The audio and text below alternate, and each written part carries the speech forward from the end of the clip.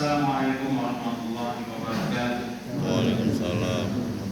Innal hamdalillah nahmaduhu wa nasta'inuhu wa nastaghfiruh wa na'udzu billahi min shururi anfusina wa min sayyiati a'malina. May yahdihillahu fala mudilla lahu wa may yudlil fala hadiya lahu. Asyhadu an la ilaha illallah wahdahu la syarika lahu wa asyhadu anna Muhammadan abduhu wa rasuluh. Allahumma shalli ala Muhammad wa ala ali Muhammad kama ba'du. Hadirin jemaah sholat subuh yang dirahmati Allah, marilah kita panjatkan puji syukur kita kepada Allah SWT, dan takdirnya kita bersyukur atas segala limpahan rahmat dan hidayahnya serta karunia-Nya sehingga kita dapat melaksanakan ibadah sahur dan juga subuh di pagi hari ini tanpa kekurangan suatu apapun. Semoga sholawat dan salam tercurahkan kepada Tuhan kita Nabi besar Muhammad SAW yang telah membimbing kita dari zaman jahiliyah menuju zaman yang terang, yaitu Islam. Hadirin jemaah yang dirahmati Allah, saya ingin meluruskan satu hal terkait dengan apa yang saya sampaikan tadi malam, yaitu tentang penggalan surat yang saya sebutkan dari Al-Baqarah ayat 157 itu ternyata adalah ayat 172. Nah, surat Al-Baqarah ayat 172 terkait dengan perintah untuk makan yang halal dan juga bersyukur. Dan bersyukur merupakan salah satu tujuan dari adanya bulan Ramadan. Nah, saya ulangi lagi bahwasanya firman dalam Al-Quran surah Al-Baqarah ayat 172, A'udzubillahi minasyaitonirrajim, ya ayyuhalladzina amanu kulu min thayyibati ma razaqnakum washkuru lillahi in kuntum iyyahu ta'budun. Ini Al-Baqarah ayat 172. Artinya adalah hai orang-orang yang beriman, makanlah di antara rezeki yang baik, rezeki yang baik-baik yang kami berikan kepadamu, dan bersyukurlah kepada Allah jika benar-benar hanya kepadanya lah kamu menyembah.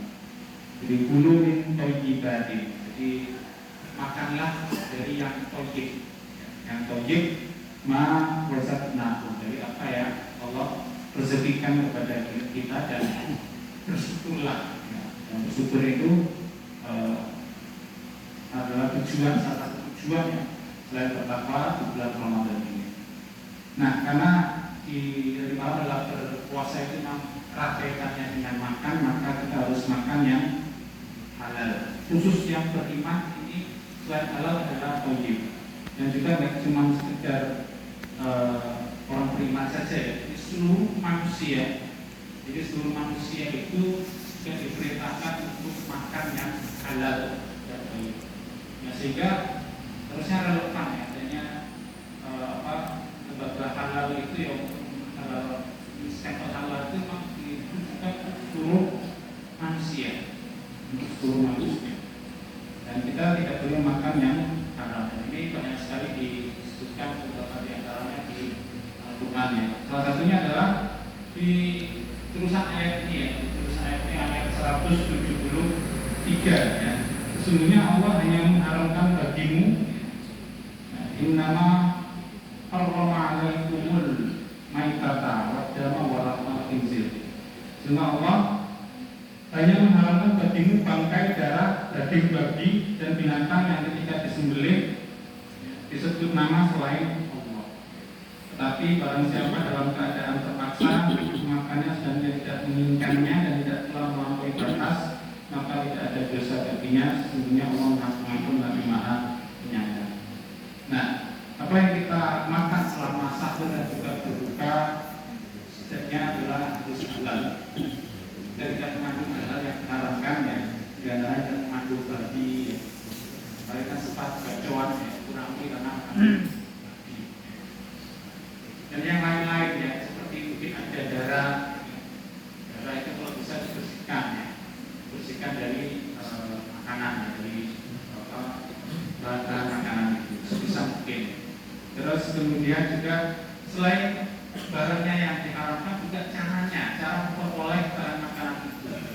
Salah satunya yang disebutkan di sini adalah apabila makan makanan itu diperoleh tanpa menyebutkan nama Allah, tanpa menyebutkan nama Allah.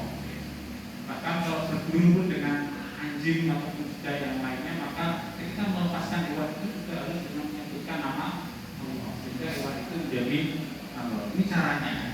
Nah, selain itu juga di Al-Baqarah juga ya, ayat 168 ya, itu juga disebutkan, ini beritanya untuk seluruh manusia ya, untuk Indonesia kemudian ya ayyuhan nas, wahai manusia, kulu mimma fil ardi halalan thayyiban wa la tattabi'u khutuwatis syaitan innahu lakum aduwwun mubin. Ya, artinya adalah, hai sekalian manusia ya ayyuhan nas, makanlah yang halal, lebih baik dari apa yang terdapat di bumi. Ya, dan janganlah kamu mengikuti langkah-langkah setan, karena sesungguhnya setan itu adalah musuh yang nyata bagimu. Ini makan aja, urusan makan aja sampai harus dikaitkan dengan jangan sampai mengikuti langkah-langkah setan.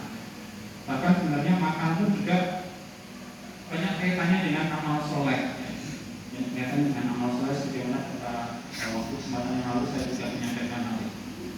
Dan kenapa setan tidak boleh diikuti langkahnya? Karena sesungguhnya setan itu hanya menyuruh kamu berbuat jahat dan keji dan mengatakan terhadap Allah apa yang tidak kamu ketahui. Jadi setan itu memang menyuruh kita untuk melakukan perbuatan-perbuatan keji ya, dan jahat, termasuk dalam hal cara-cara memperoleh rezeki dan memperoleh makanan itu.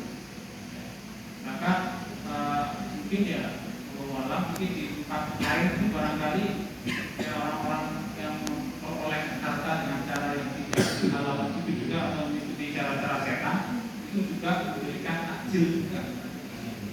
Mungkin koruptor Pertamina gitu ya, sudah 400 triliunan itu ya, kemudian dia memberikan makanan ya berdasar melalui hasil-hasil korupsinya. Bahkan mungkin ada cara-cara yang lain seperti itu.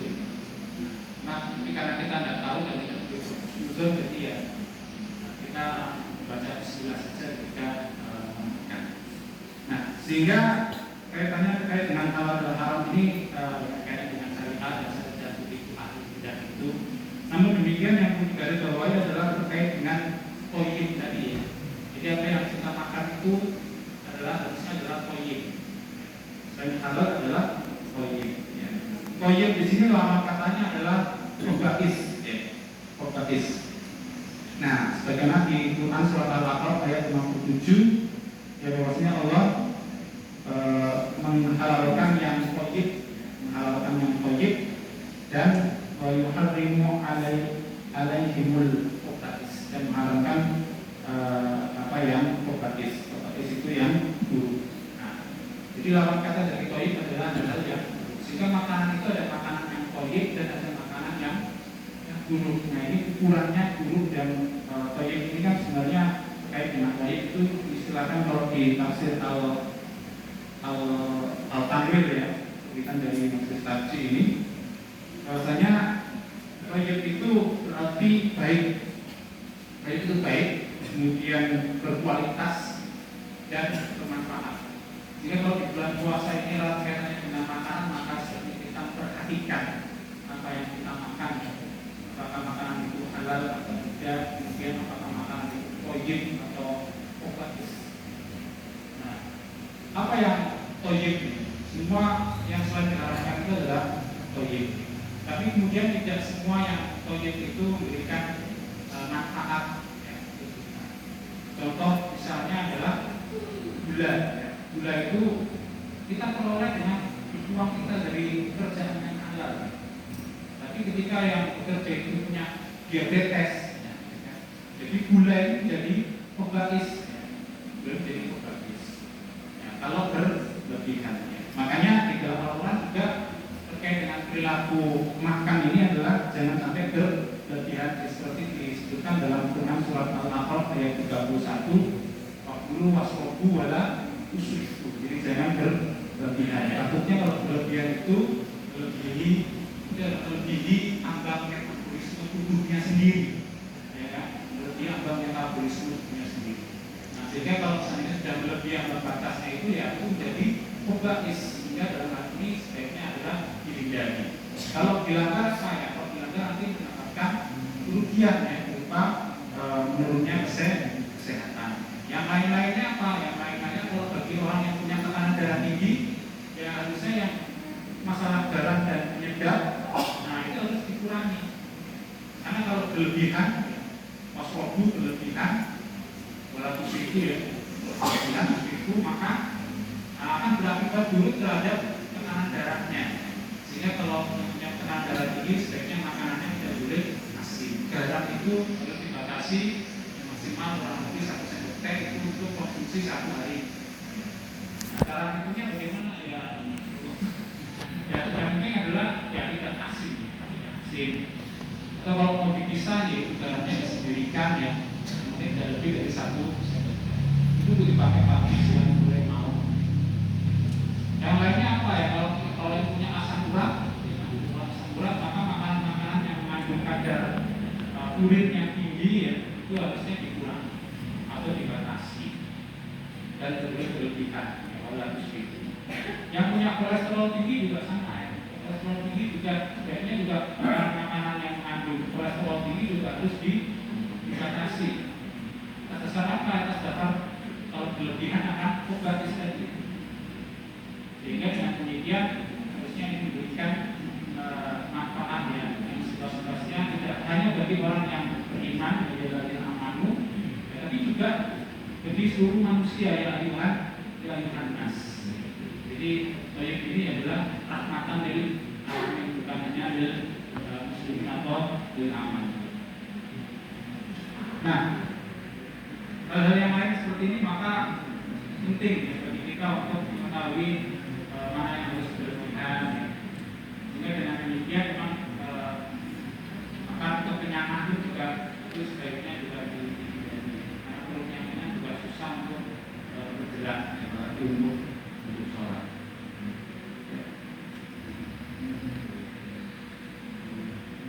Mungkin ini yang bisa saya sampaikan terutama mengajar pada diri saya sendiri dan juga para jamaah. Bahwasanya di bulan Ramadan ini adalah alaku tashkurun, dan tashkur itu lekat dengan makanan yang disebutkan. Dari itu kita harus makan dari hal yang halal, dan juga kita harus memperhatikan tentang kewajiban dari makanan itu ya. Entah itu juga dari kualitasnya berarti dari kandungan gizinya bagi anak-anak itu juga sangat penting supaya tidak mengalami kelambatan pertumbuhan. Apalagi bagi ibu-ibu ini penting kualitas ya, bagi ini. Di makanan wajib bagi ibu-ibu hamil terutama itu harus dipenuhi proteinnya supaya janin yang dikandungnya itu sehat ya, kemudian tidak lahir dalam berat badan yang rendah. Karena nanti kalau berat badan lahir bayi yang rendah itu kurang dari 2.500, itu akan menjadi faktor resiko bagi kita bayi yang stunting. Nah, stunting ini saat ini menjadi problem utama masalah gizi bagi masyarakat Indonesia saat ini. Nah, maka dari itu makanya mungkin program-program itu ya dan akan saja untuk program makan bergizi itu juga baik dan terlepas dari profesi metode dan lainnya. Nah, namun demikian hati-hati dengan hal-hal yang halal dan berlebihan. Mungkin ini yang bisa saya sampaikan, kurang lebihnya mohon maaf apabila ada hal yang salah ataupun kurang. Nasrullah wa fathun qarib wa basyiril mu'minin. Assalamualaikum warahmatullahi wabarakatuh.